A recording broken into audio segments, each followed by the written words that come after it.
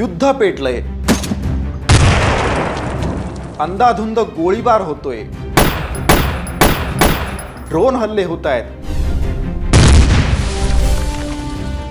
एका देशाचे सैनिक विरोधी देशावरती तुटून पडलेले आहेत,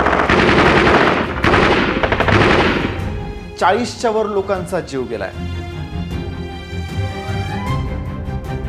हे सगळं इराण इस्रायल, इस्रायल पॅलेस्टाईन किंवा रशिया युक्रेनच्या युद्धाचं वर्णन नाहीये.